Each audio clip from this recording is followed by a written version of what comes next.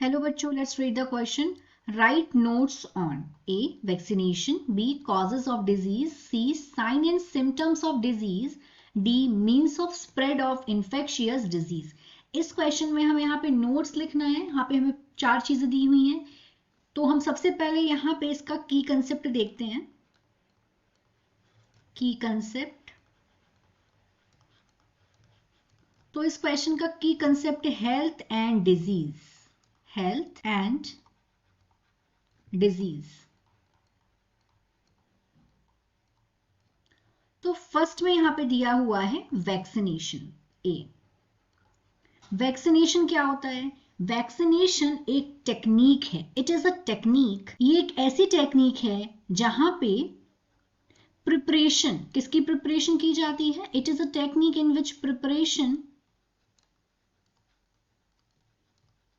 Of antigenic protein.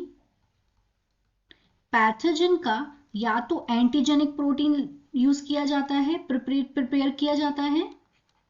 Pathogens क्या होते हैं? Disease causing microbes are called pathogen. वो माइक्रोब्स जिनसे बीमारियां फैलती हैं उन्हें बोलते हैं पैथोजन. तो यहां पे क्या हो रहा है?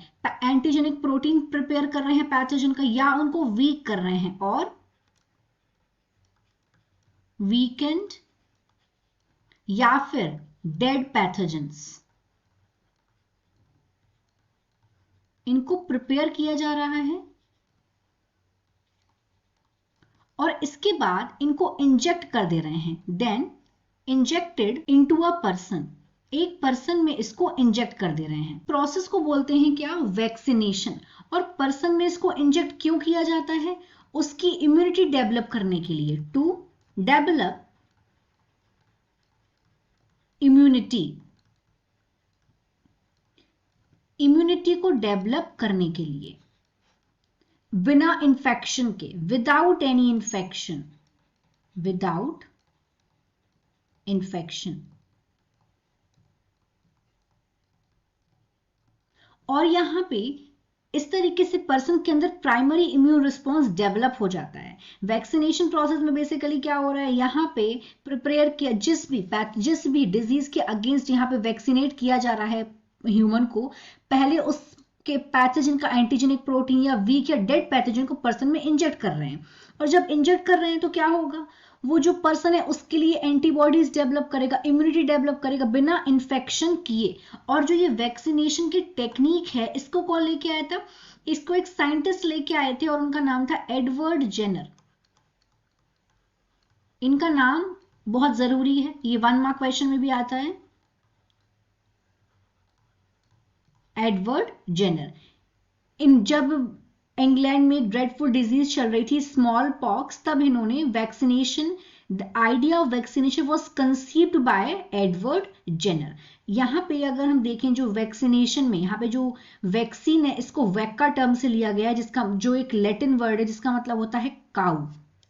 तो ये तो हो गई वैक्सीनेशन के बारे में बात. अब हम देखते हैं जो यहाँ पे बी पॉइंट में देके रखा है, that is causes of diseases. तो बी में यहाँ पे दिया है कॉजेस ऑफ डिजीज. अब देखते हैं बीमारी होने के रीजन क्या होते हैं, कॉज क्या होते हैं. तो कॉजेस मतलब फैक्टर्स भी होता है. Causes of diseases. तो बेसिकली 2 कॉज होते हैं बीमारी होने के. एक तो कॉज होता है एक्सटर्नल या फिर एक्सट्रिंसिक कॉज. एक्सटर्नल, इसका एक नाम और भी है जिसको बोलते हैं एक्सट्रिंसिक कॉज. एक तो ये कॉजेस होते हैं और दूसरे होते हैं इंटरनल या इंट्रिंसिक कॉजेस. पहले हम एक्सटर्नल में देखते हैं इसमें क्या क्या हो सकता है. एक्सटर्नल मतलब जो भी ऐसी चीजें जो बाहर के फैक्टर उसमें इन्वॉल्व हो और जो बॉडी की नॉर्मल फंक्शनिंग को डिस्टर्ब कर रही हो. तो ऐसे कौन कौन से फैक्टर्स हैं? एक तो हो गया disease causing microbes, pathogens. Pathogens क्या है? ये एक्सटर्नल कॉज हैं. पैथोजेंस क्या होते हैं? जो डिजीज कॉजिंग माइक्रो ऑर्गेनिजम्स हैं, इनको बोलते हैं पैथोजन. ये भी एक्सटर्नल कॉज है. और इनएडिक्वेट डाइट मतलब अपर्याप्त भोजन. इनएडिक्वेट डाइट. अगर खाने में प्रॉपर विटामिन न्यूट्रिएंट्स नहीं होंगे, प्रॉपर प्रोटीन नहीं होगा, तो अलग अलग किस्म की बीमारियां हो जाएंगी। फॉर एग्जाम्पल, अगर विटामिन B1 की कमी होगी तो बेरी हो जाएगा, विटामिन A की कमी होगी तो नाइट ब्लाइंडनेस हो जाएगा, ब्लीडिंग डिजीज हो जाएगी विटामिन K की कमी से, मैरिशमस हो जाएगा अगर प्रोटीन नहीं होगा, क्वाशियोकोर हो जाएगा प्रोटीन नहीं होगा। तो ऐसे अलग अलग बीमारियां हो जाती हैं अगर प्रॉपर तरीके से खाना नहीं लिया जाए तो। और एक्सटर्नल फैक्टर में क्या आ जाएगा? एनवायरमेंटल फैक्टर्स, मेंटल फैक्टर्स या फिर पॉल्यूटेंट्स, मतलब जो भी एनवायरनमेंट में जो पॉल्यूशन है उसकी वजह से भी कई तरीके की बीमारियां होती हैं।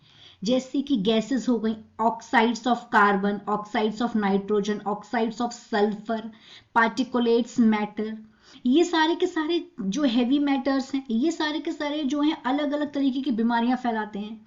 तो ये भी एक रीजन है बहुत बड़ा। और ड्रग्स, आजकल लोग अल्कोहल एडिक्टेड हो जा रहे हैं, तो ये भी एक रीजन है, ड्रग या फिर अल्कोहल। और alcohol, these are external factors. अब हम देखते हैं एक्सटर्नल के बाद और कौन से फैक्टर्स होते हैं। और फैक्टर्स होते हैं इंटरनल फैक्टर्स या इंटरनल कॉज। इंटरनल का एक नाम और भी है जिसे बोलते हैं इंट्रिंसिक कॉज।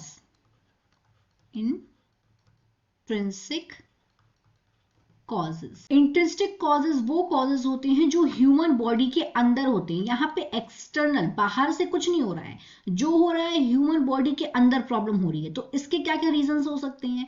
एक तो हो सकता है इसमें जेनेटिक डिसऑर्डर, जेनेटिक डिसऑर्डर, ये ह्यूमन बॉडी के अंदर ही ये बीमारी होती है, इसमें बाहर का कोई काम नहीं है। या फिर किसी भी हार्मोन का कम सीक्रेट होना, हाइपो सीक्रेशन होना, या फिर हाइपर सीक्रेशन होना, हाइपर सीक्रेशन किसका? हार्मोन का, ऑफ हार्मोन्स। और क्या हो सकता है इसका रीजन? कोई भी बॉडी के ऑर्गन का माल फंक्शनिंग होना, यानी कि कोई भी एनी बॉडी पार्ट माल फंक्शनिंग मतलब इम्प्रॉपर वर्क करना। माल फंक्शनिंग किसका? माल फंक्शनिंग बॉडी ऑर्गन का। ये भी अंदर ही हो रहा है, बॉडी के बाहर नहीं हो रहा है ये काम, तो विद इन द बॉडी हो रहा है, तो ये भी इंटरनल फैक्टर है। जैसे क्या हो सकता है इसमें अगर हम बात करें तो, अगर हार्ट सही तरीके से काम नहीं करे तो हार्ट रिलेटेड डिजीज हो जाएंगी, अगर लिवर सही ढंग से काम नहीं करे तो इसके रिलेटेड प्रॉब्लम हो जाएगी। तो ये कुछ कॉजेज हैं जिनसे बीमारियां होती हैं। अब हम देखते हैं इसमें नेक्स्ट क्वेश्चन क्या दिया था, हमने ये भी कंप्लीट कर लिया। अब है sign and symptoms of diseases. तो हम सी पर पहुंचते हैं जहां पे है साइन एंड सिम्टम्स। तो पहले हम देखते हैं व्हाट इज सिम्टम्स। सिम्टम्स क्या होते हैं? लक्षण। एक डिजीज के सिम्टम्स क्या हैं? तो symptoms indicate the presence of disease. Symptoms क्या इंडिकेट करता है, ये क्या दर्शाता है? ये इंडिकेट करता है कि डिजीज प्रेजेंट है बॉडी में, प्रेजेंस ऑफ डिजीज। और ये क्या करते हैं? ये मैनिफेस्टेशंस है या एविडेंस है कि प्रेजेंट है डिजीज वेरियस बॉडी के वेरियस पार्ट्स में। तो सिम्टम्स बेसिकली ये कौन फील करता है? ये जो पेशेंट होता है वो इनको महसूस कर सकता है सिम्टम्स को। Only patient can feel, only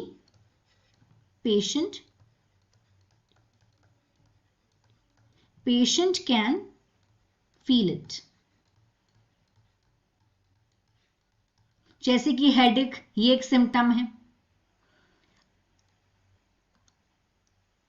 अब सिम्टम के बाद हम देखते हैं साइन क्या होता है। What is sine? जो साइंस होते हैं, साइंस प्रोवाइड करते हैं इंफॉर्मेशन। किसकी इंफॉर्मेशन?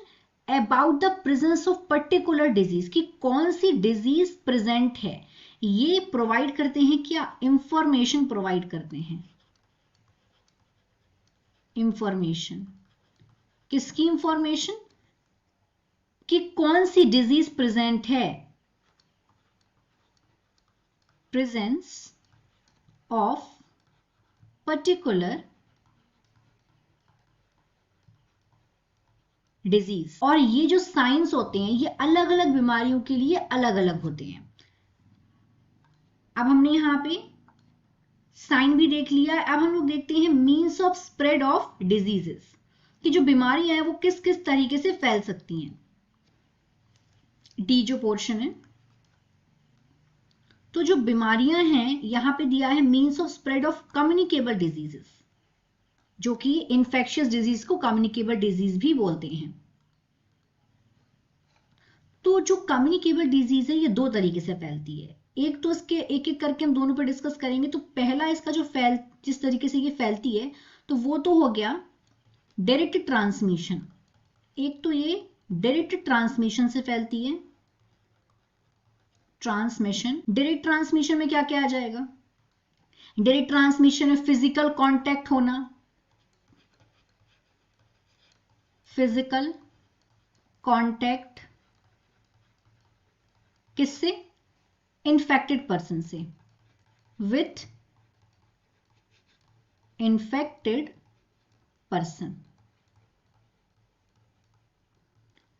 या फिर सेक्सुअल कांटेक्ट होना, फिजिकल कांटेक्ट होना, सेक्सुअल कांटेक्ट होना। इस तरीके से जो डिजीज है ये डायरेक्ट ट्रांसमिट हो रही है, सेक्सुअल कांटेक्ट होना,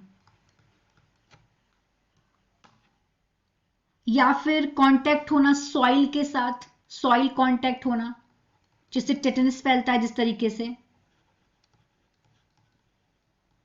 सॉइल कांटेक्ट। और एनिमल बाइट, कोई जानवर के काट लेने से, जैसे कि रेबीज होता है, animal bite. So this is how direct transmission of infectious disease. अब नेक्स्ट क्या है, इन्फेक्शियस के बाद अगर हम डायरेक्ट ट्रांसमिशन, एक तो जो इन्फेक्शियस डिजीज है वो डायरेक्ट ट्रांसमिशन से फैलती है, और एक फैलती है ये इनडायरेक्ट ट्रांसमिशन से, इनडायरेक्ट ट्रांसमिशन। तो अगर हम इसके इनडायरेक्ट ट्रांसमिशन की बात करें कि जो ये डिजीज है वो इनडायरेक्ट किस तरीके से फैलेगी, एक तो जो एयरबोर्न डिजीज होती है, जो हवा से फैलती है थ्रू एयर, जैसे एज्मा हो गया, या फिर गंदे खाने से, पानी से, जो वाटर बोर्न डिजीज होती है, जो गंदा खाना या गंदा पानी पीने से फैलती है, जैसे कि कॉलरा हो गया, थ्रू contaminated